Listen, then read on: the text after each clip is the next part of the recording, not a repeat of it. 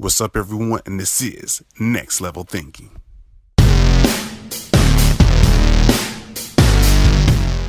What's up, everyone? It's another episode of Next Level Thinking, where we always here to motivate, encourage, and push people to the next level. I have a special guest by the name of Louie Blaka, who's here doing big things and, much more artistic as a way. But before we dive into it, go ahead and let the audience exactly who are you and what exactly do you do? So I'm an artist based out of New Jersey. I started out drawing cartoons when I was 6 years old. I was always interested in art. Then I went to college. I majored in fine art. I got my degree in painting as well as a teacher certification. Okay. About a year after college, I got into teaching, and then I dove into my art full time. Okay. So it sounds like you pretty much enjoy drawing much more at a very early young age. It started off probably as a hobby and then it just blossomed to something big, correct? Oh yeah, it was always something that I was naturally gifted at. I was born with my mom. She passed it off from her genes. She was pretty artistic. Oh, I was okay. always drawing at a young age. Oh, so it's genetic. So it's like you have like a family history of people being artistic like this. Oh yeah. Awesome. Now I remember earlier you just said cartoons. Like, is there any kind of cartoon that was like your favorite at the time of during this as it developed and blossomed? Oh man, I was born in '88, so okay. Nickelodeon was huge when I was growing up. So I think one of my all-time favorites has to be Rugrats. Rugrats Tommy, Phil, and Lil. Those two I can't get enough of. Oh man. Did you have which was your favorite character on Rugrats? I had to go with Chucky, man. He was the oddball of the crew, and he was animated, so. Yeah, he was pretty much the leader of the whole group and get everybody started on their adventures and things like that. Yeah. Yeah. So the next question to you is when you hear the word art, what does that mean to you? Because I know I just asked you that, you're going to probably go into a deeper meaning, depth, and things like that. So what does the word, when you hear art, what does it mean to you? To me, over the years, I kind of developed a sense of it meaning expression. Sometimes I look at my paintings that I've done years back, and I try to analyze where I was at that time in my life and why I chose to paint what I did. Mm-hmm. And it all comes back to the same thing. It depends on what I was feeling at the moment, what I was going through, and those emotions help translate what goes onto the canvas, what colors I choose, what subject matter I use. So as far as a definition for art, I would just have to say conveying emotion through images and colors and gestures and lines and textures. Just expressing yourself through another means other than communication. Right.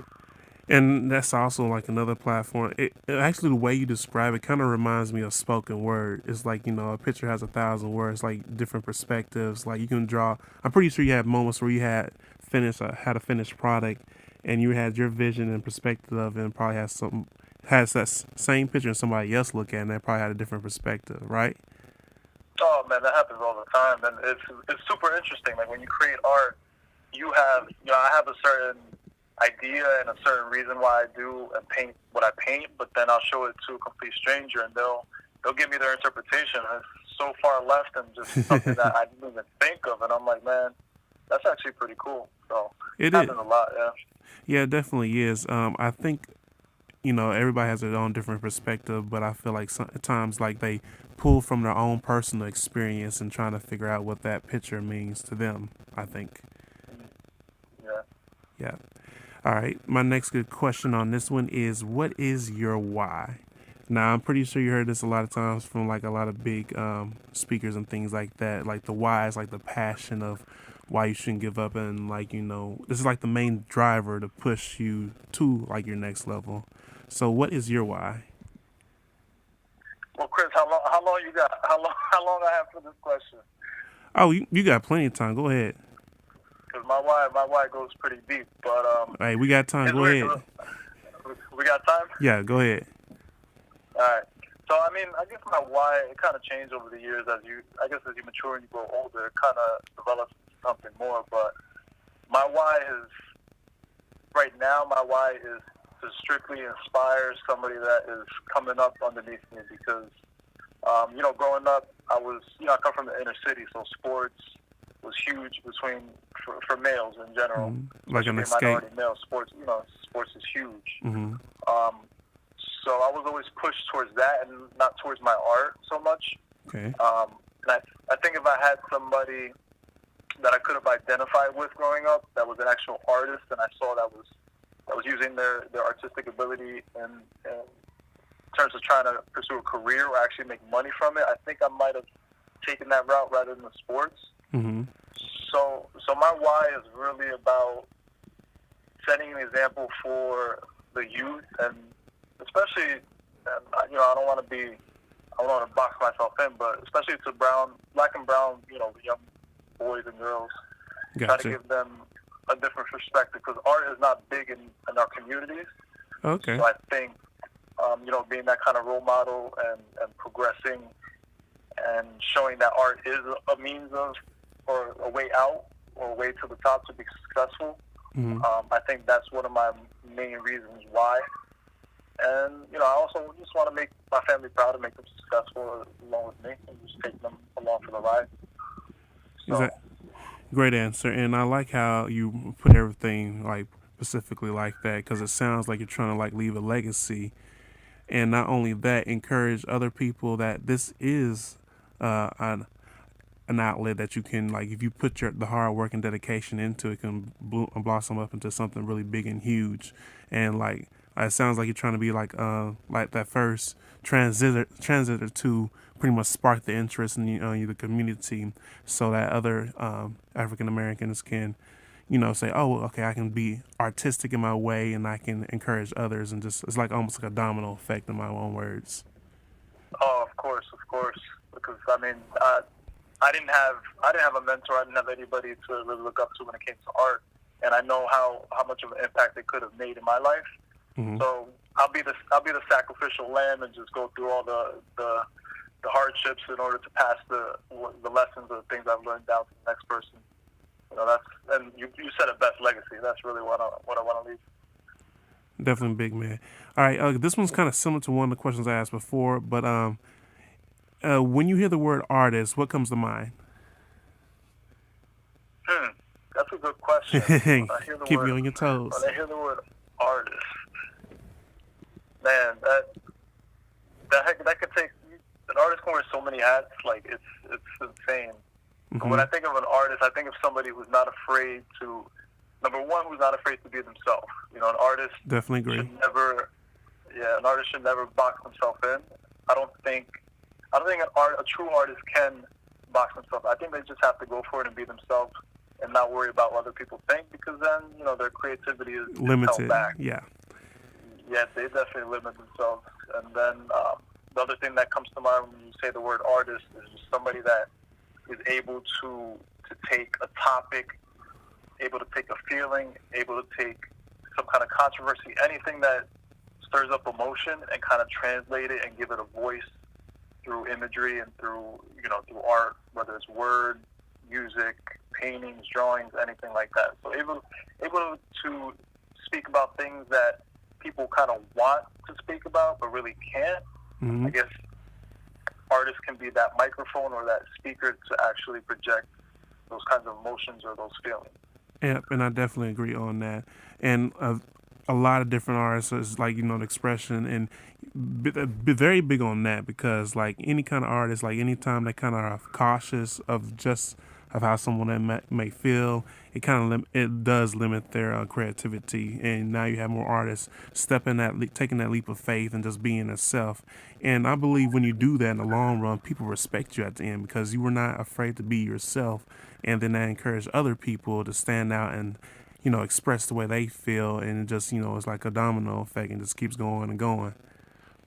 Oh man, it's huge. If you're and it's weird because we live in a society where people are very, very afraid to be themselves and kind of put up this front. I guess it's maybe because social media and the internet, but when everybody is trying to portray an image and you kind of just be yourself and you become vulnerable and you show everybody that you are vulnerable and just this is how you are, people respect you even more for that, and they actually instead of that fear of them making fun of you or putting you down, they actually cheer for you and they actually root for you because you're giving them courage to actually maybe do it one day or do what you're doing and be vulnerable. Exactly. So it's huge. Exactly. Okay, this one goes. I feel like everybody will definitely relate to this one. Is any struggles you had to overcome as you progressed in your hobby transforming to like an art, and then giving you more opportunities and more like what kind of struggles that you had to go through to overcome? Struggles. Well, I'll talk mainly about two. The first struggle I had was in business because when you're artistic, and this saying goes back hundreds of years, but there's that stigma of the starving artist. Yeah. And usually, that came from the idea that artists are usually very creative, but they're not too good with the business The aspect numbers. of things. Yeah. Yeah. So that was a big learning curve for me. Just trying to take my art and actually see it as a business and try to grow it as a business as opposed to just being creative and throwing things on canvas. I had to learn how to see how much my materials were costing me, how much time I was taking on pieces, how much I would charge, things like that. Mm-hmm. That was a very steep learning curve. And then customer service was also one. So I guess the overall business aspect of taking an artistic endeavor and translating into an actual business, that was one of the things that I kind of struggle with. And then artistically, I really struggle with being confident. When artists is first starting out, mm-hmm. they're kind of searching for their own voice. They're searching for their signature. They're searching for their style, what they feel comfortable doing over and over again. Right. So in the beginning, I was kind of insecure about the work that I was producing, and it wasn't until about 2 or 3 years into doing the art full time that I kind of found my comfort zone. I found what I was comfortable doing, and around that time, I actually felt comfortable calling myself an artist. Because at times, you kind of self-doubt and say, I'm making paintings on canvas, but I don't consider myself an artist. But, over time, you start to grow into your own skin and actually believe that you are an artist. So right. I think that starting from the beginning and trying to grow my artistic confidence, that was a big issue that I had. And I'm not sure if it's the same for most artists, but I know a lot of artists who kind of still don't call themselves artists, but they really are. Yeah, and I think confidence is the biggest thing. When I was listening to you, the main person that came to mind was Muhammad Ali, and the reason why I'm saying that is it all starts with confidence. Like when Muhammad Ali said, "I am the greatest," his confidence was there, and he backed it up by going to the ring multiple times. And I feel that's like with art, if you feel like I am an artist and you repeat that like in your mind and you build that confidence, you're going to pretty much produce great content and great work that can be pretty much shared throughout the world and much more, just leaving memories so people can be like, oh, that was awesome. You see how he created that as he painted and things like that. And I think it just all comes with confidence because like, Of course. I feel like in my own opinion, if you don't believe into it, how can someone else believe into that same thing? Exactly. Mm-hmm. Yep. All right. Now this one, you probably get this kind of common now. Is how did you get in contact with Gary Vee or bump into him? So about four or five. I've been teaching for 5 years. So my Okay. first year teaching, this was 2014, I believe. When I was first teaching, I had a coworker who sent me a video of Gary Vee, and she told me to send it or show it to our kids, our students. Okay. And the video was Gary Vee's montage of his Wine Library TV clips. Mm-hmm. So what he was doing, he put every episode of Wine Library TV from number 1 to number 300, and he just rolled them all through. So he maybe showed a second from each video. Oh man. And the video lasted maybe about 3 or 4 minutes, but throughout the clips, he was speaking over the clips, and he was talking about how he created over 300 videos of Wine Library TV on YouTube, and they were only getting 2 views, 3 views, 4 views to begin with, maybe no views. And maybe after the 200th, 250th video, then he started getting traction. And it wasn't until his 350th or whatever it was that he made his Conan O'Brien. And, you know, basically the video was talking about you have to put the work in, and you have to, you know, don't get that short-term satisfaction. Don't try to reach for that short-term satisfaction. Know that it's a long game. And if you put the work in, eventually good things will come. So she had sent me that video to show to our kids. So, I thought it was great. I showed it to my students. And then coincidentally, a few days later, I came home and my brother, you know, he told me, he was like, yo, listen, if you're going to get into your art, you should listen to this audiobook called Crush It. Okay. So, you know, I listened to the audiobook, was super inspired. He just blew my mind. I was like, why am I not listening to these things called audiobooks? Because I didn't really read books like that at the time. So listening to that audiobook kind of just opened doors for me where I just like a refresher. Excuse me? It's like a refresher. Oh, refresher, man. You just opened up a can of worms. So I just went to the library, I went to Amazon, I bought every business book, every marketing book. I'm like, man, these books are great. Complete new mindset. Man, it was insane. I started my own personal library. It was crazy. Oh, man. But yeah, Crush It, I listened to Crush It, and it really inspired me. And Crush It was one of the main reasons I started my wine and paint business, because I had the artistic ability, I had the degree in teaching, and I saw these wine and paint classes going on throughout the country. And I questioned myself, well, why am I not doing this? You know, I'm artistic, I have a teaching background. This is right up my alley.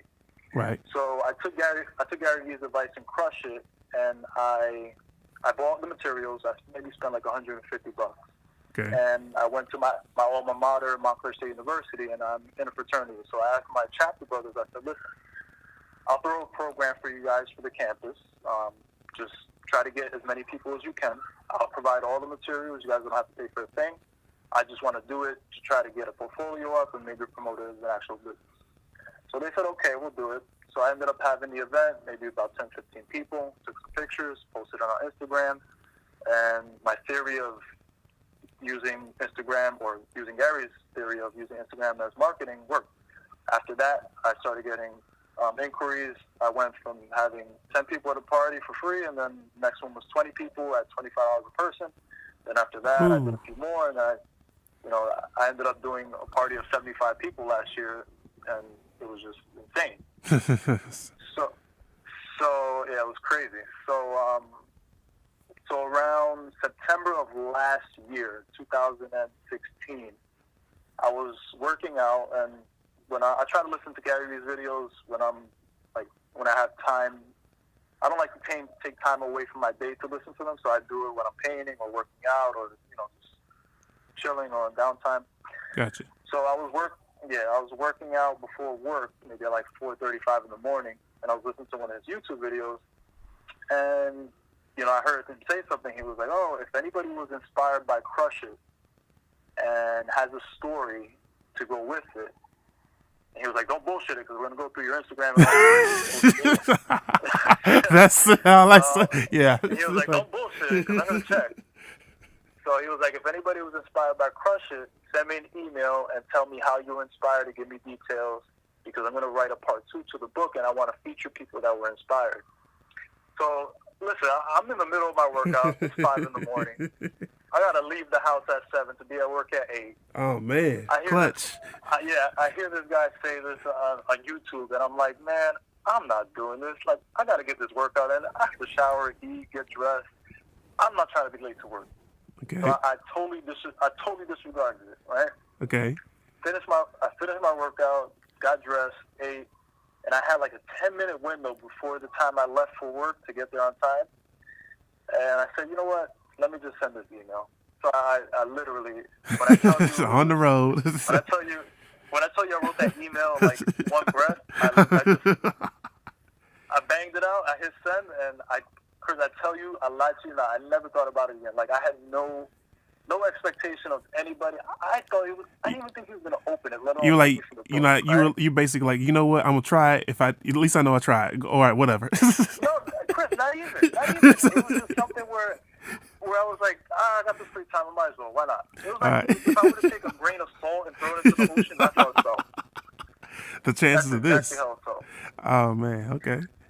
So then, so that was in 2016, and then a year goes by. In October, this past October, I get an email from some lady, and it says, "Hi, my name is XYZ, and I'm helping Gary write his book, and we're thinking about featuring your excerpt in his book. Is all this information correct? Is this your social media handle?" And I'm like, I read the email, and I'm like, this can't be true. Get out of here! Like, this is. Because honestly, my first thought was somebody hacked his email and they're playing a crazy ass. Yeah, they're like, this is spam. It can't be true. Like, y'all playing games. Yeah, it was spam. I was like, this is spam. And I came back to it and I looked at the lady's name. I researched her. I Googled her name. Yeah, that's what everybody does. It's like, hold on, let me see if this is actually real. Yeah, and then I started to see it and I'm like, wait, this actually might be real. I was like, let me go ahead and respond to this. This might be real. So then, I sent her the email. I responded to it, and then maybe about a week and a half later, she sends me an email back saying, "Congratulations, you're going to be in the book." And man, when I tell you that I saw those words, I went crazy.